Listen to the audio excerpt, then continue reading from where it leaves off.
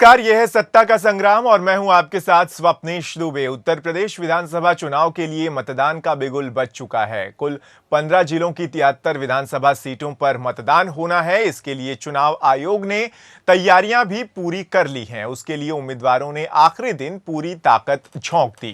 पहले चरण में जिन जिलों में चुनाव होना है वो हैं कैराना, मुजफ्फरनगर, शामली, हापुड़, बुलंदशहर, गाजियाबाद, मेरठ, हाथरस, गौतम बुद्ध नगर, आगरा, मथुरा, फिरोजाबाद, एटा, कासगंज और बागपत। पहले चरण में जिन नेताओं की किस्मत का फैसला होना है उनमें राजनाथ सिंह के बेटे पंकज सिंह, बीजेपी के राष्ट्रीय प्रवक्ता श्रीकांत शर्मा, कांग्रेस विधानमंडल दल के नेता प्रदीप माथुर, बीजेपी के उपाध्यक्ष लक्ष्मीकांत वाजपेयी, हुकुम सिंह की बेटी मृगांका सिंह और दंगों में चर्चित रहे सुरेश राणा और संगीत सोम शामिल हैं।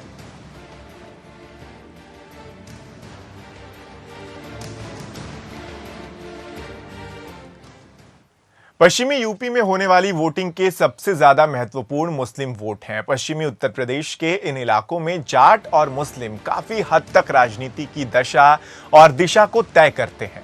पूरे उत्तर प्रदेश में सबसे ज्यादा मुस्लिम इन्हीं इलाकों में हैं। पश्चिम उत्तर प्रदेश में मुसलमानों की आबादी 26% है।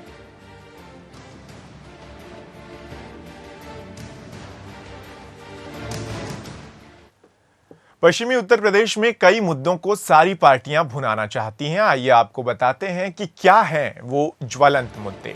मुजफ्फरनगर के दंगे, कैराना का पलायन, मथुरा का जवाहर बाग कांड, ये वो तमाम मुद्दे हैं जिनको भुनाने की कोशिश सभी राजनीतिक पार्टियां कर रही हैं। दादरी के बीफ कांड जैसे मुद्दों को सभी पार्टियां हर हालत में भुनाना चाहेंगी, हर हालत में अपनी ओर करने की कोशिश करना चाहेंगी। आप जानते ही हैं कि मुसलमान वोटों पर कौन सबसे ज्यादा नजर रखे हुए है। तो ये सबसे ज्वलंत मुद्दे हैं जो आपकी टीवी स्क्रीन पर इस वक्त हैं और इन्हीं को लेकर एक तरह से पूरी सियासत घूम रही है। विकास की बात करना और वहां पर जाकर कहना कि हम और ज्यादा सुविधाएं देंगे, ये तो हमेशा से ही कहा जाता रहा है। राजनीतिक पार्टियां कहती रही हैं, आपको याद होगा, आप हमेशा सुनते हैं, लेकिन मुद्दे ये होते हैं और इन्हीं पर भुनाने की कोशिश होती है, तुष्टीकरण करने की कोशिश की जाती है। उत्तर प्रदेश चुनाव को लेकर पहले चरण में अलीगढ़ जनपद में भी चुनाव होने जा रहे हैं, जिसको लेकर सुरक्षा व्यवस्था को लेकर प्रशासन ने पूरी तैयारी कर ली है। सभी बूथों पर विशेष पुलिस फोर्स तैनात की गई। सुरक्षा को लेकर बाहर की पुलिस फोर्स भी बुलाई गई और अति संवेदनशील बूथों पर अलग से भारी पुलिस फोर्स तैनात रहेगी। दूसरी सबसे अहम बात यह रहेगी कि हर एक बूथ पर जो ईवीएम मशीन रहेगी, अगर उसमें कोई खराबी निकलती है तो तुरंत मशीन बदलने की व्यवस्था भी वहां पर मौजूद रहेगी।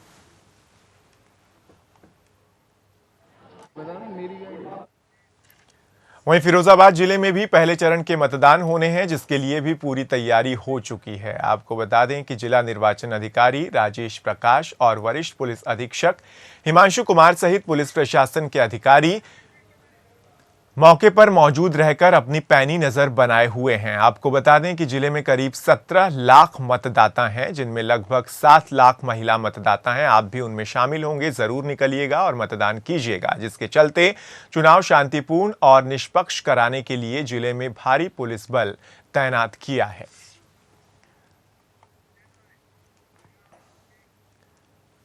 उत्तर प्रदेश में पहले चरण के लिए शनिवार को होने वाले चुनाव में हापुड़ जिले की तीनों सीटों पर वोट डाले जाएंगे, जिसे संपन्न कराने के लिए पुलिस प्रशासन ने सभी तैयारियां पूरी कर ली।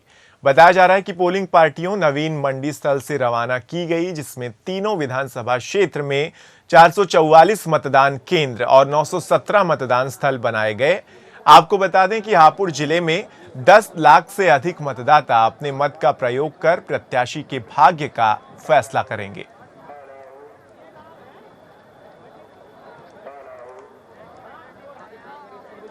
तो पूरी तैयारियां हो चुकी हैं और अब बस ये देखना है कि किसके सर पर ताज होता है, क्योंकि पश्चिमी उत्तर प्रदेश को लेकर ये पूरी लड़ाई है। जाटों का वोट है, 26% मुस्लिम वोट है और ज्यादातर लोग जो हैं, ज्यादातर पार्टियां जो हैं वो मुस्लिम तुष्टीकरण पर जा रही हैं। मुस्लिम्स के वोट जो हैं उन्हें डाइवर्ट करने की कोशिश की जा रही है। तो ये फैसला आप कीजिए कि आपको किस तरह से पार्टियां आकर उकसा रही हैं या फिर तुष्टीकरण करने की कोशिश कर रही हैं।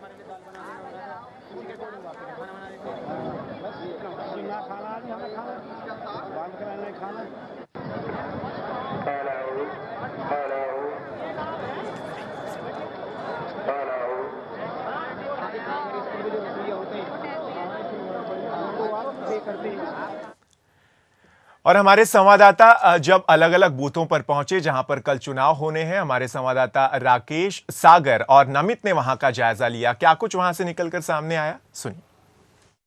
उत्तर प्रदेश विधानसभा चुनाव के पहले चरण की तैयारियां पूरी हो चुकी हैं। इस वक्त हम हैं नोएडा के चौड़ा रघुनाथपुर पोलिंग बूथ पर, जहां पर लगभग सभी तैयारियां पूरी हो चुकी हैं। कल सुबह 7 बजे से मतदान शुरू किया जाएगा। सुरक्षा को लेकर चाक चौबंद इंतजाम किए गए हैं। गैर जनपदों से पुलिस मंगाने के अलावा पैरामिलिट्री फोर्सेस को भी यहाँ पर तैनात किया गया है। मतदान अधिकारी जो हैं, जो यहाँ पर पोलिंग बूथ पर अपनी ड्यूटी निभाएंगे, वो भी पूरी तरह से मुस्तैद हैं। आज तकरीबन आधी रात तक काम चलेगा यहाँ पर। इधर आप देख सकते हैं बैरिकेडिंग कर दी गई है। जो लोग आएंगे, जो मतदाता आएंगे, उनके लिए यहाँ पर व्यवस्थाएं कर दी गई हैं। जो मतदान अधिकारी हैं वो कमरों में अपनी तैयारी कर रहे हैं। ईवीएम की मशीनें लाकर यहाँ पर रख दी गई हैं। लगभग सभी तैयारियां मुकम्मल हो चुकी हैं। कल सुबह 7 बजे से मतदान की प्रक्रिया शुरू होगी, जो शाम के 5 बजे तक चलेगी। आपको बता दें, ये उत्तर प्रदेश विधानसभा चुनाव का पहला चरण है जिसमें पश्चिमी उत्तर प्रदेश के दर्जनों जिलों की कल वोटिंग होगी। कई ऐसे प्रत्याशी हैं जिनकी किस्मत कल ईवीएम मशीन में बंद हो जाएगी। कैमरा पर्सन सचिन के साथ राकेश पंडित, सुदर्शन न्यूज़, नोएडा।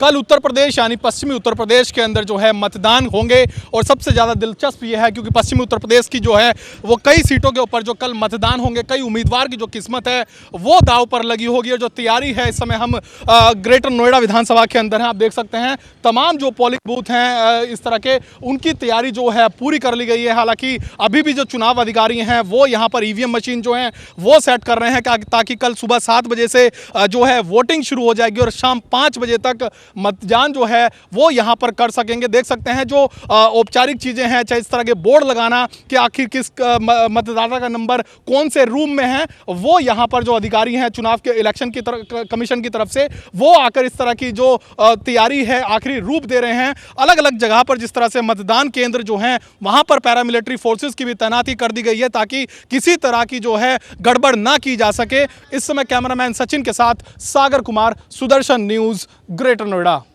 पश्चिम उत्तर प्रदेश की 15 जिलों की 73 सीटों पर कल मतदान होगा। जिस तरीके से पश्चिम उत्तर प्रदेश की खासतौर पर बात करें तो 26% यहाँ पर मुस्लिम वोटर है और 17% जाट समुदाय के वोट जो हैं वो सीटों पर कहीं ना कहीं असर डाल सकते हैं। लेकिन यहाँ पर देखने वाली बात यह होगी क्योंकि कल सुबह 7 बजे से शाम 5 बजे तक जो है उम्मीदवारों की किस्मत का फैसला जो है वो जनता ईवीएम मशीन में कैद कर देगी। और इस वक्त हम गाजियाबाद विधानसभा क्षेत्र के अंदर खड़े हैं। यहाँ पर जो चुनाव की तैयारियाँ हैं वो लगभग पूरी की जा चुकी हैं। पैरामिलिट्री फोर्स जो है वो तैनात कर चुके हैं। लेकिन यहाँ पर ये देखने वाली बात होगी कि कल जब मतदाता जो है चुनाव वोट डालेंगे, आखिर किसकी किस्मत का फैसला जो है वो ईवीएम में कैद होगा।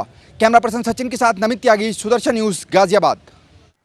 तो तैयारी पूरी है, अब आपकी बारी है। छोटा सा ब्रेक, देखते रहिए सुदर्शन न्यूज़।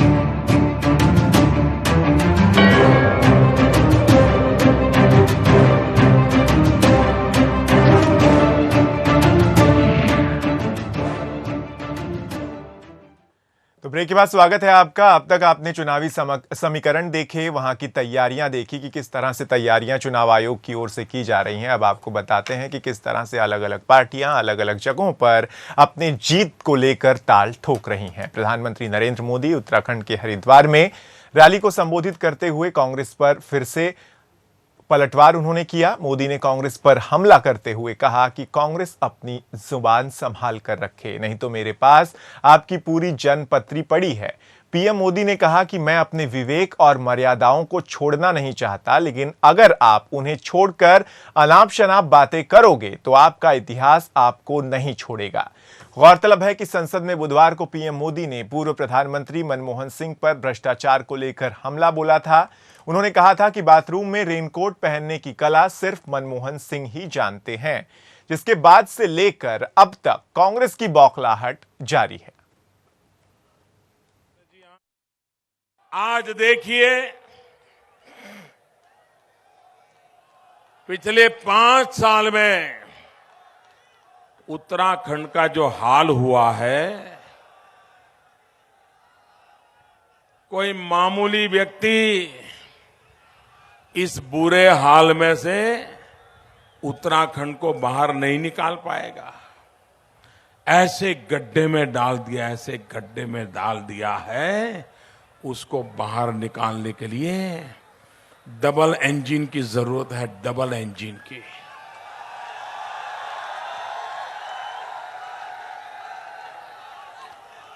छोटा इंजन उत्तराखंड की भाजपा की सरकार और बड़ा इंजन दिल्ली में भाजपा की केंद्र सरकार, ये 2 इंजन लग जाएंगे, उत्तराखंड का कल्याण हो जाएगा।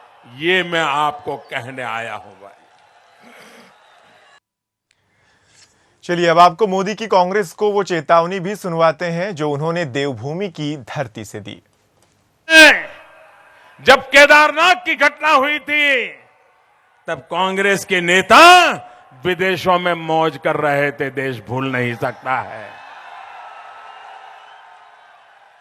और सवाल हमें पूछ रहे हो, अभी भी मैं कांग्रेस के लोगों को कहता हूं, जबान संभल के रखो, वरना मेरे पास आपकी पूरी जन्मपत्री पड़ी हुई है। मैं विवेक और मर्यादाएं छोड़ना नहीं चाहता हूं, लेकिन अगर आप विवेक मर्यादाएं छोड़ करके अनाप शनाप बातें करोगे तो आपका इतिहास कभी छोड़ेगा नहीं। इतना ही नहीं, मोदी ने हरीश रावत सरकार पर हमला बोलते हुए कहा कि पूरे तरीके से उत्तराखंड की सरकार भ्रष्टाचार में लिप्त है। भाइयों बहनों, आज वक्त बदल चुका है। अब वो दिन नहीं रहे। आज देवभूमि बोलते ही दागी सरकार दिखाई देती है, दागी सरकार। इस दागी सरकार की छाया ने हजारों वर्ष की तपस्या से बनी हमारी देवभूमि को दाग लगा दिया है, दाग लगा दिया है। लेकिन एक दागी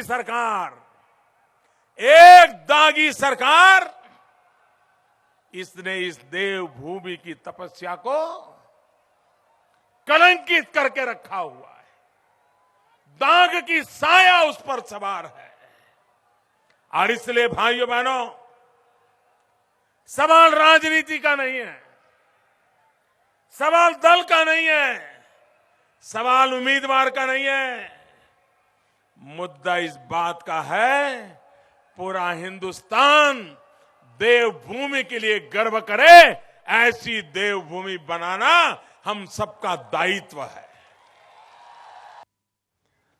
और इससे पहले बिजनौर में रैली को संबोधित करते हुए उत्तर प्रदेश के सीएम अखिलेश यादव और राहुल गांधी पर जमकर निशाना साधा। पीएम ने कहा कि सीएम अखिलेश यादव ने पिछले 1 साल में गलत आरोप लगाकर बीजेपी के नेताओं को जेल भेजा, जिसका काला चिट्ठा चुनाव नतीजों के बाद जनता के सामने आएगा। पीएम मोदी ने सपा सरकार पर तंज कसते हुए कहा कि बीजेपी को उत्तर प्रदेश में जीतने से रोकने के लिए उन्होंने उस कांग्रेस को गले से लगाया जो कांग्रेस 27 साल यूपी बेहाल के नारे के साथ यूपी चुनाव में उतरी थी। मैं आपसे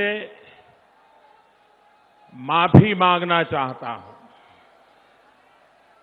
मैं माफी इसलिए मांग रहा हूं क्योंकि हमारे यहां के व्यवस्थापकों ने सोचा था कि शायद लोग जो आएंगे इसमें इनको समावेश हो जाएगा, लेकिन मैं देख रहा हूं इस दीवार के उस पार इससे भी ज्यादा लोग हैं। वो मैदान के बाहर छूट गए, ये मैदान छोटा पड़ गया, आप पहुंच नहीं पाए, इसके लिए भारतीय जनता पार्टी की तरफ से जो आपको असुविधा हुई, उसके लिए मैं आपकी क्षमा मांगता हूं। और पिछले 1 साल में कोई विधानसभा क्षेत्र ऐसा नहीं है जहां समाजवादी सरकार ने भारतीय जनता पार्टी के कार्यकर्ताओं को गलत गुनाहों में उनके नाम दर्ज कर दिए, जेलों में ठूंस दिए, जेलों में ठूंस दिए।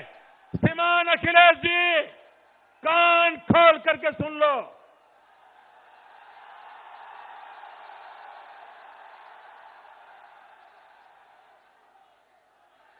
11 मार्च को चुनाव के नतीजे आएंगे और वो सिर्फ चुनाव के नतीजे नहीं होंगे, वो आपका कच्चा चिट्ठा खोलने वाले होंगे।